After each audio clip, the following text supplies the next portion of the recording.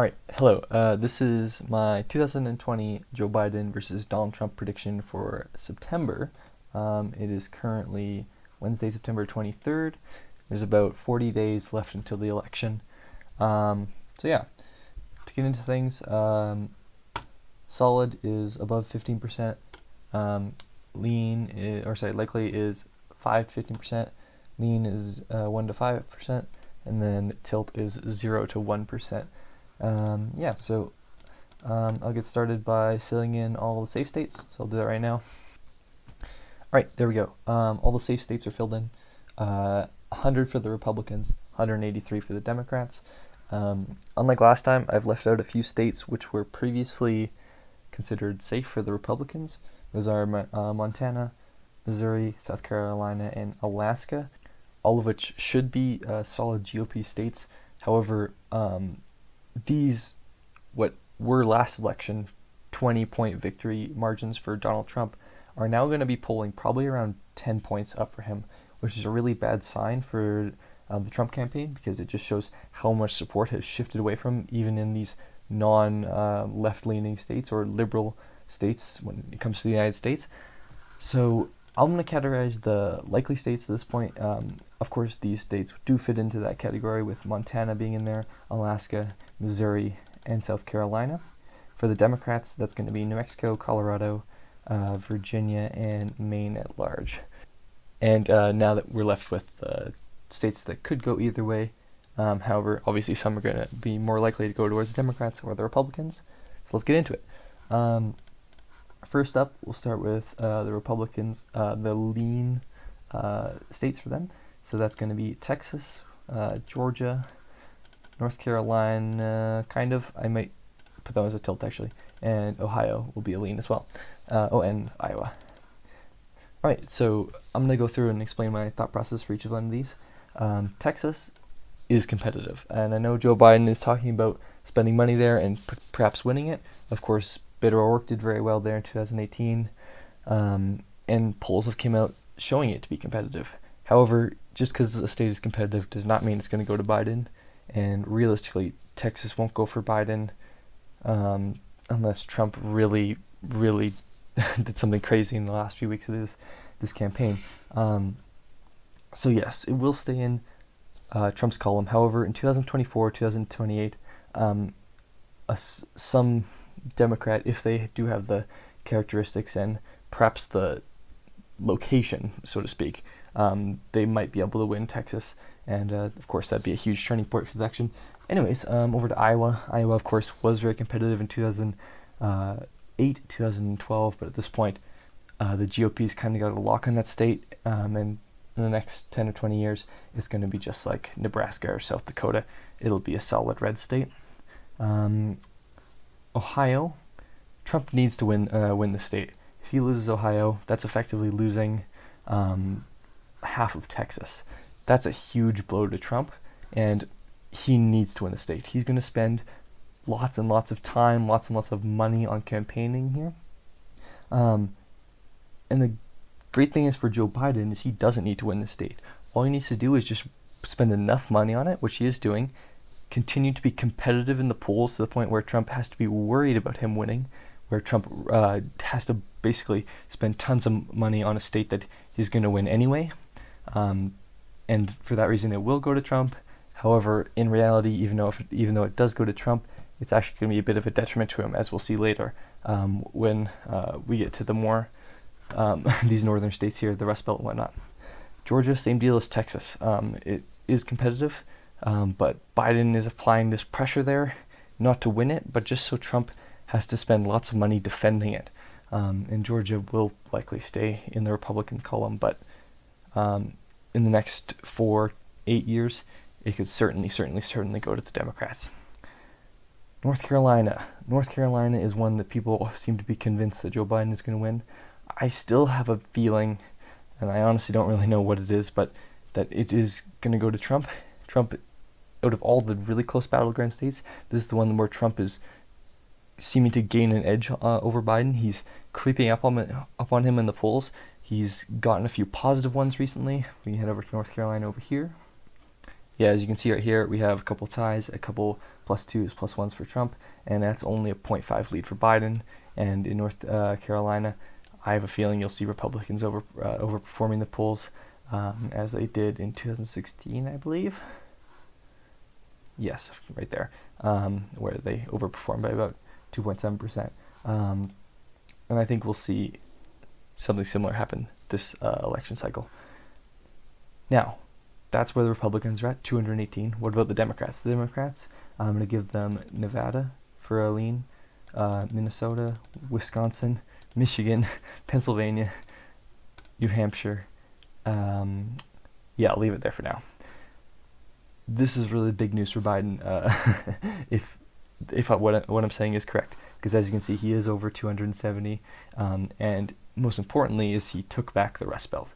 These 3 critical states, which Hillary Clinton only won, I guess you'd say 4 critical states, where Hillary Clinton only won 1, which was Minnesota.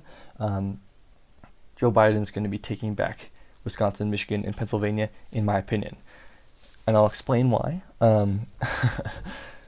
So, some Trump supporters are saying, "Oh no, don't worry about it. We're going to win back Pennsylvania." Trump said himself. He's visited Pennsylvania, Wisconsin recently.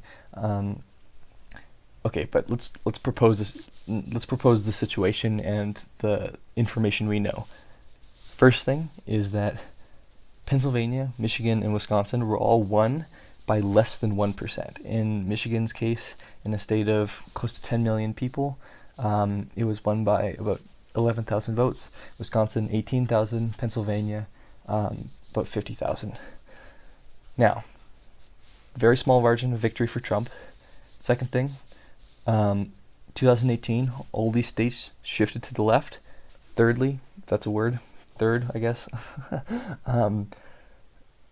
you see President Trump's approval rating in these states drop by 10 to 15 to even 20%.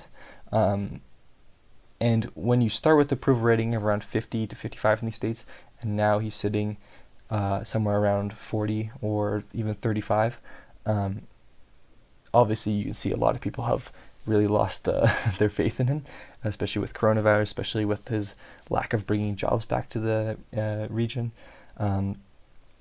And finally, he's going up against Joe Biden, who is extremely popular in comparison to Hillary Clinton. Where Hillary Clinton had something around a 35-40% approval rating, Joe Biden has a 55% approval rating. He's one of the most popular Democrats in the country.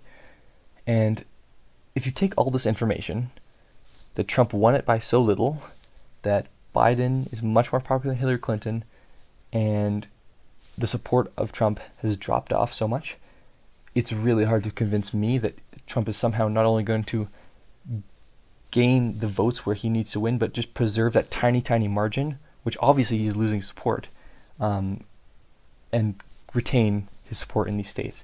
And if you ask me, it's going to be really difficult for him to do that. And he knows that he's pulled funding out of Michigan, he's pulled funding out of Pennsylvania, and in reality, he's going to lose these unless something big happens with Biden. He makes a huge mistake here. I know he maybe isn't doing the best in Michigan. I've heard his ground game is really bad there, but I think Joe Biden will easily win these states. All right, next up, the districts, Nebraska, Maine. I think the Democrats are actually going to take both of these by a lean margin. This is honestly just kind of based on polling. I don't really know too much about these regions themselves. I know Maine's congressional district there did vote a Democrat in 2018. But the thing is, with these two being won by Biden, that is a really bad sign for Trump. Nebraska's second district should be a solid Republican electoral point. And it's not about the fact that it is one electoral point. That doesn't matter. The point is that it indicates that this demographic of people from rural Nebraska, the Great Plains, are going to be voting for Biden is really bad news for the president right now. Because if this demographic of people, white, kind of moderate to conservative, and when I say conservative, I should moderate American people voting for Biden, yeah, those are the people Donald Trump won in 2016 and gave him the victory against Clinton. And yeah, if Biden wins those, he is toast. And finally, we have Arizona and Florida. I'll start with Arizona. I think it's going to be in the tilt Democrat column. It's going to be very, very, very close. And in my opinion, it's going to be the most interesting state to watch, because Arizona, how it votes this election, will be how Texas votes in 2024 and 2028. It is an indicator of how this region of the country is going. You see urban centers of Phoenix, Tucson overtaking this previously rural area. And I genuinely think it's going to go to Biden. Mark Kelly's doing very well. He's been endorsed by Cindy McCain. Obviously, Donald Trump and John McCain didn't like each other very much. Polling's been really good for him there. Yeah, I think overall it's going to be... I actually think I believe Trump has also pulled his funding from the state as well. So, and early voting's already even started there. So the thing is, Trump's going to be waiting for that 2 week, like probably about 2 weeks before the actual, like November 3rd. But the problem for him is, since early voting has already started, he's losing these potential voters to time, basically. And Joe Biden has got so much more money than him, he can just easily, waste away Trump's money on Georgia, North Carolina, Texas, wherever, while he reaps the benefits in Arizona. And finally, Florida. I honestly don't know where Florida's going to go this election. There's so many factors which go into Florida. It's such a politically diverse state, if that makes any sense. You have the northern part of it, which is practically the South, like Alabama and stuff, while you have Miami and you have these college towns which are very liberal, and it's really volatile in Florida when it comes to, and the coronavirus has a huge effect there, and you have Bloomberg's 100 million going into Florida. We also have it being Trump's home state, and it retaining its Senate seat and governor, the Republican Senate seat and Republican governor in 2018. I don't know, honestly. And right now, I'm just going to say I think Trump's going to win it, just because it likes to go for incumbents, just because Trump needs to win the state. There is no way at all, if Biden were to win Florida, that Trump could win the election. And Trump already has a very small chance of winning the election, in my opinion. Obviously, it's not impossible, but it is, small. And it would take him winning Florida and then some, which I talked about in my last video a little bit, how about the Rust Belt and its relationship with kind of the rest of the country, and about Trump's money situation and blah, blah, blah, blah, blah. I won't really touch on it here because I'll just be repeating myself. But Florida, I think, will go back to Trump. I tilted it towards Biden last time, if I remember correctly, due to the senior vote. But I think maybe I was looking at the primary data, and I think Joe Biden maybe doesn't have that senior vote that I thought he did. But I'll put it in Trump's column. But it's going to be really close, and it's honestly going to be really, really difficult to tell.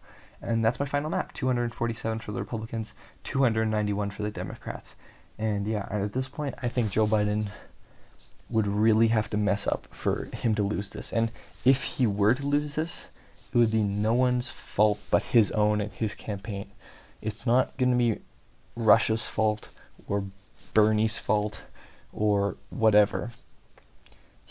The ball's completely in his court here. Trump's on his back foot. He's losing these critical things he needs to win.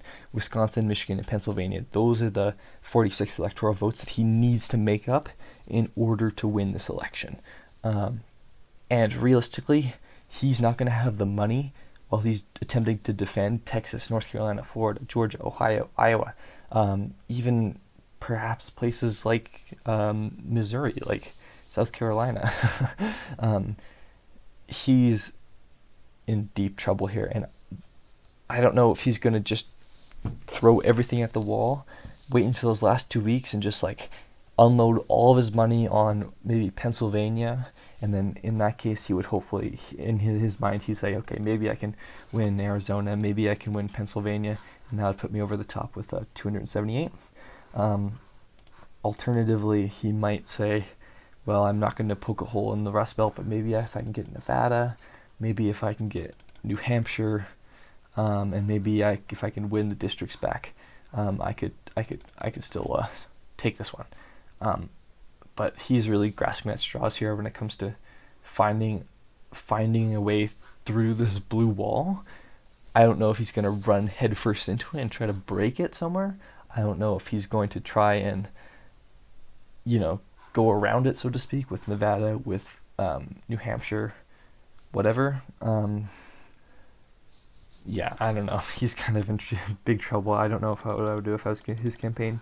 But the point is, I do think Biden's going to win.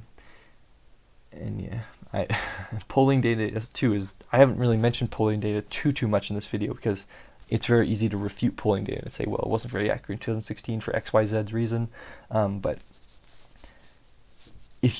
I've been looking at the data of 2018, 2016, approval rating, blah, blah, blah, blah, blah, the money situation, that kind of thing.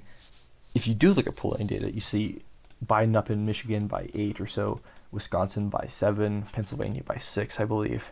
And it's going to be really extremely difficult for Trump to get to somehow basically push himself up to that number where he was just above in 2016. And you have to remember that's when he was most popular as this candidate instead of this president who's had 4 years of scrutiny by the media and by the population on all these issues like coronavirus and tons of issues. But yeah, I've been talking for a while. I should stop now. I think this is my final prediction if I change those back. I believe it was. If I missed something, whatever. Oh no, New Hampshire, that's what I'm missing. 247, 291. Anyway, that's it for me. I'm going to be trying to predict the debates as well once they roll around on the 29th. And yeah, this will be my second last prediction, I think. Once again, I'm not a political scientist. I'm not a political pundit. I don't even study politics. I just enjoy this stuff. So if you think I'm stupid or whatever, I don't care.